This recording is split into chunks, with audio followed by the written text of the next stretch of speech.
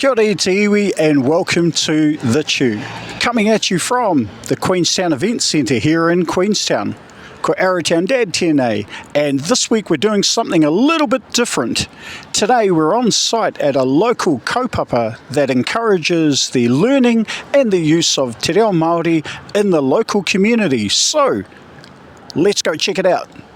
Named Te Hā or Tāhuna, this event is a Wānanga Reo which targets beginner to intermediate levels for local Māori based in Tāhuna, Queenstown. This event was the brainchild of local Kāi Tahu resident and passionate supporter of all things Māori, Emily Chirnside. Through funding from Te Mātāwai, Emily was able to provide this event free of charge to the local Māori community. Over 40 locals enrolled to attend the event, and for such a small Māori community, that's a fantastic number. Funding paid for many resources which typically create barriers to these type of events, like venue hire, catering, and costs for other services and resources. Like this amazing Wānanga workbook used as a reference in the various classes at this Wānanga. It contains example karakia, waiata, common phrases, structures, commands to use around the house, and exercises to complete. Now, being a Māori kaupapa, there is also a safe space where families are encouraged to bring their babies, toddlers, and tamariki, where a separate play space was provided, including wonderful helpers to look after them too. So the day started with a karakia, followed by whakawhanaungatanga, where everyone had a chance to stand and introduce themselves to the rest of the group. And that was followed by waiata practice and the opportunity to learn a new waiata, both words and actions.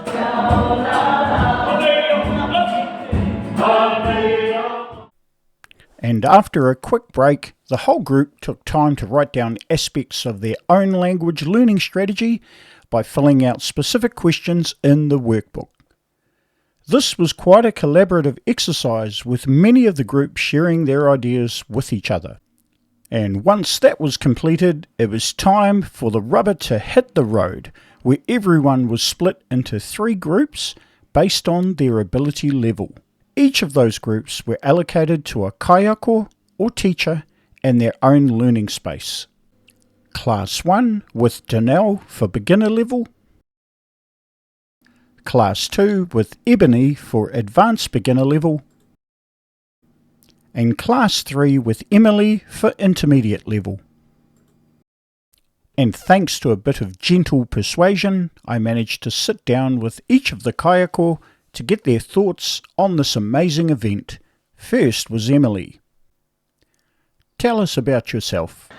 Ko Emily tōku ingoa, no o tākau o ki tipuna, he uri tēnei no Kāi Tahu, waitaha ka te mamoe. Engari I tipu ake au ki o tautahi, kua noho au ki Tāhuna mō ngā tau e 5. So why did you create this event? I tino kite a te hiahia o te hāpori nei ki tō tātou reo. Engari, toko maha ngā tangata no iwi ke, no whenua ke, o Aotearoa, no reira, I te whakaaro he uaua mā rātou te whai I tētahi wāhi ki te ako, ki te whakapakari I te reo. No reira, I kia hei wā, māku e whakatū. What were your own te reo learning pathways?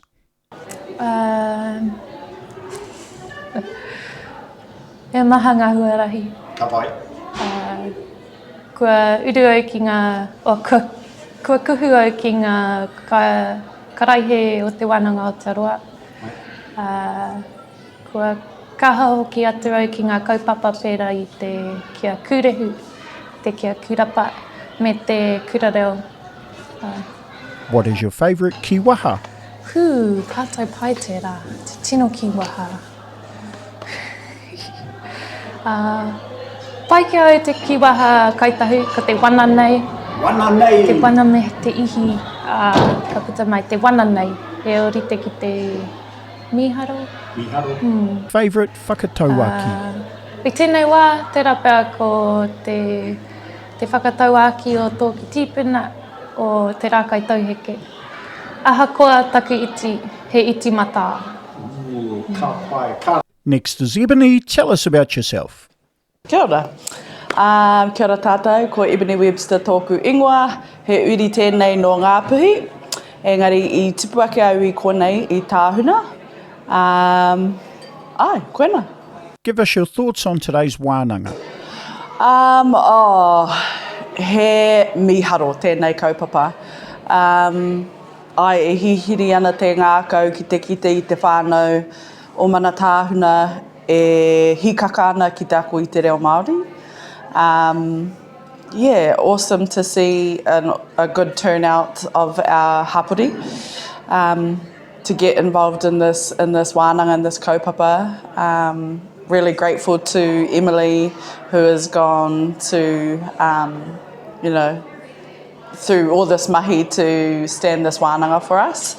So I just wanted to make sure that I was a part of it, able to tautoko.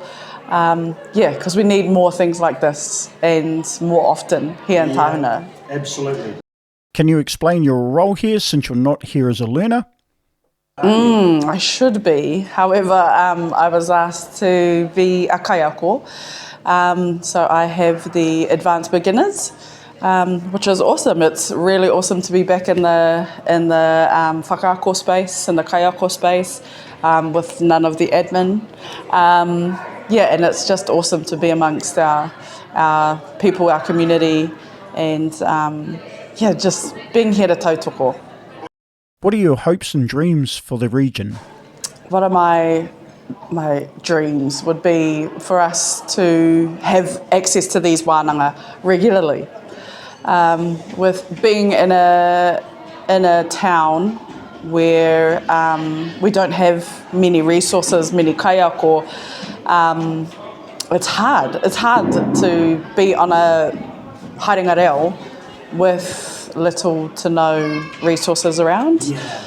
It's awesome. We've got lots of beginners and we've got a pathway for our taumata tahi ki te whā. However, for those of us who are a little bit more comfortable with te reo Māori, that's about as far as we can go. So I would love to see more Wānanga Reo here set for intermediate to matatau pēr. I'm still stoked to be a part of this kaupapa and, to help grow the reo of our community. Yeah. Your favourite kiwaha? Mea rau ake. That's tētahi, that I use often. Nek mana, mea rau ake. Your favourite whakatauki? Tērā pia mō tēnei kaupapa tūwhitia te hopo. Ka pai, And now, Donnell, tell us about yourself. Ka pai. He uri tēnei no te kāhui aroha o Ngāi Tūhui, a rewa ko Kāi Tahu. Ko tuahiwi te marae, no te whānau manihira ahau ko Donnell tōku ingoa. Give us your thoughts on today's wānanga. I'm so grateful to have a way to connect to the reo from whakatipu. Generally, I live here for a few years and then I need to travel out of the rohe to keep learning te reo. I tēnei wā, e rua ngā tau o taku tama, taku pie pipao pao. It's not possible for me to uplift and to travel for the reo. So having this, it means so much. It means so much to me, and to know that it's here for my tama as well, that he has a place where te reo is normal and where being Māori is normal, because that's just me, holding that for us at the moment. So I can't adequately express in words how much it means. And to see the hapori here, I've never seen it before because Glenorchy's an hour, 2 hours return. Mea whakamiharo. Hey. Have you enjoyed your role as kaiako today?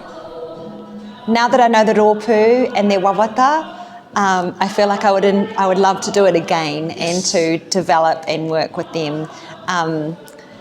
I would also be happy to not do it again.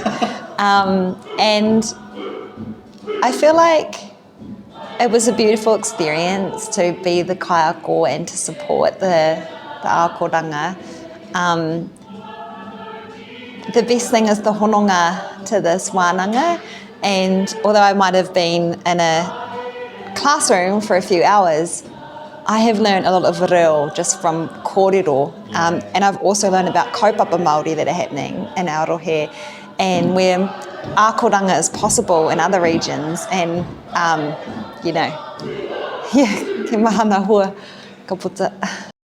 What are your aspirations for this region? I feel like we're in the rohe of Kāi Tahu, and Kotahi Mano Kaika is such a huge kaupapa, gathering so much momentum. And I think of Kāi Tahu when I think about aspirations for Māori in this takiwā. And then I also think about tauiwi, because it's the nature of Queenstown, is that so many here are not from here.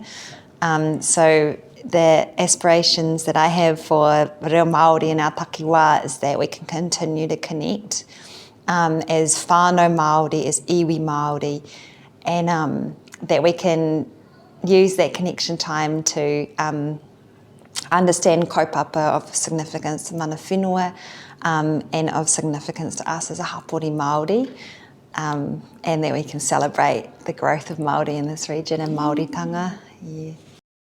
Your favourite kiwaha?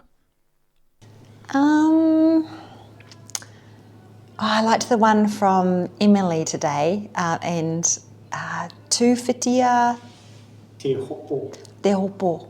Yeah. It's always such a good one for Wānanga.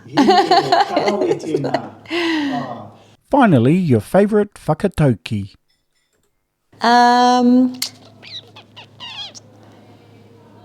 Ma pango ma whero kauti te mahi.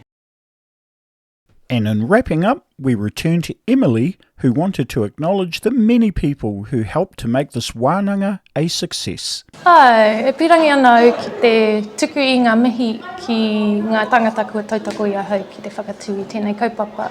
Pērā ia tua, ia Paris, ia koe hoki, ia Emily, ki ngā kaiako kua taimai ki te toko i te kaupapa. Engari, ko te mihi nui, ko te mihi ki ngā tangata kua taimai ki te ako. He ua i etahi wā. Te whai wā ki te taimai, te whai i te kaha ki te taimai. Engari, kua tūwhiti a tērā hopo e nei tangata ki konei no reira. E mihi ana ki a rātou kua taimai. Nō reira e te iwi. That's a quick peek into this awesome kaupapa that we had on today here in Queenstown.